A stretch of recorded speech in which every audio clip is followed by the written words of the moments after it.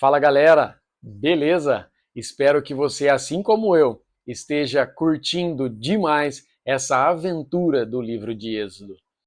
Se você perdeu o capítulo anterior, aqui em cima, como de costume, aparece o link para você assistir, fazer a leitura e nos acompanhar, porque hoje nós já vamos para o capítulo 9 de Êxodo. No capítulo anterior, nós vimos as primeiras 4 pragas caindo sobre o Egito. No capítulo de hoje, no capítulo 9, nós vamos continuar vendo Deus demonstrando o seu poder para Faraó. Em todas as pragas, não sei se você percebeu, mas o povo de Israel era protegido por Deus e não sofria com elas. Hoje nós vamos ver mais 3 pragas que caem sobre o Egito. Vamos ver quais são essas pragas e tudo o que acontece nesse capítulo? Vem comigo, vamos para o capítulo 9 de Êxodo.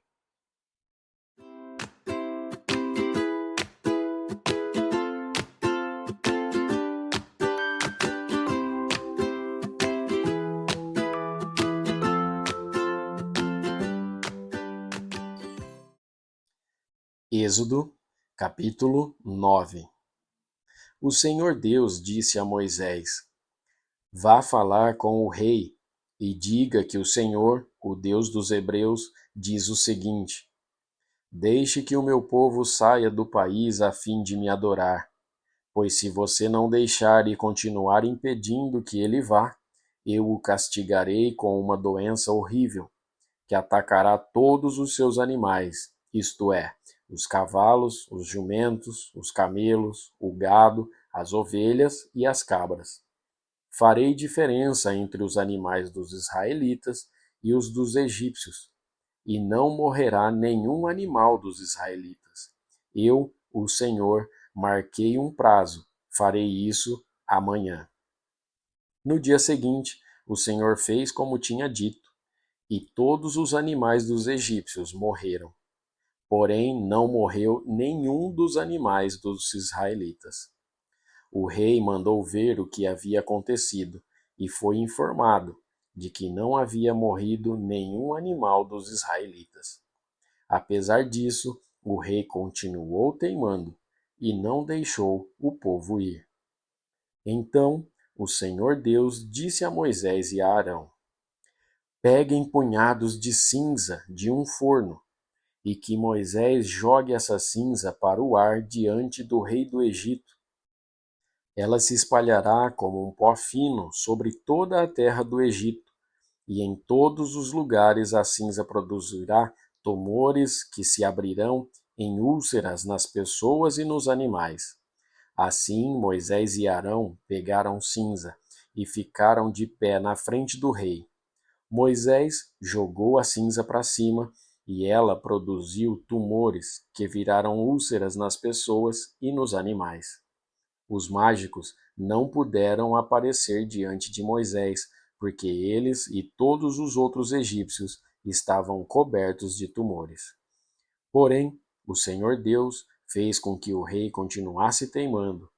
E como o Senhor tinha dito a Moisés, o rei não atendeu o pedido de Moisés e Arão. O Senhor Deus disse a Moisés: Amanhã cedo, vá se encontrar com o rei e diga-lhe que o Senhor, o Deus dos Hebreus, diz o seguinte: Deixe que o meu povo saia do país a fim de me adorar, pois desta vez eu vou fazer todas as minhas pragas caírem sobre você, sobre os seus funcionários e sobre o seu povo, para que você fique sabendo que em todo o mundo não há ninguém como eu. Se eu tivesse atacado você e o seu povo com doenças, você já teria sido completamente destruído. Mas estou deixando que você viva para mostrar a você o meu poder e para fazer com que o meu nome seja conhecido no mundo inteiro. Você ainda continua orgulhoso e não quer deixar o meu povo ir. Porém, amanhã, a esta hora, eu vou fazer cair uma chuva de pedra tão forte como nunca houve igual em toda a história do Egito. Portanto, agora mande recolher o seu gado e tudo o que você tem no campo. Se as pessoas e os animais que estiverem no campo não forem para casa, quando cair a chuva de pedra, todos eles morrerão. Alguns funcionários do rei ficaram com medo daquilo que o Senhor tinha dito e levaram os seus escravos e os seus animais para os abrigos. Mas os que não deram atenção ao que o Senhor tinha dito, deixaram os seus escravos e os seus animais nos campos.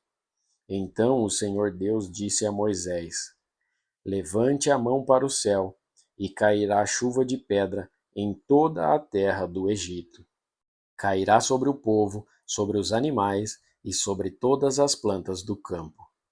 Moisés levantou o bastão para o céu, e o Senhor mandou trovões, chuva de pedra e raios sobre o país. Ele fez cair uma pesada chuva de pedra sobre todo o Egito, e a chuva e os raios caíram sem parar. Essa foi a pior tempestade que o Egito já teve em toda a sua história. Em todo o Egito, a chuva de pedra acabou com tudo o que estava no campo, incluindo as pessoas e os animais.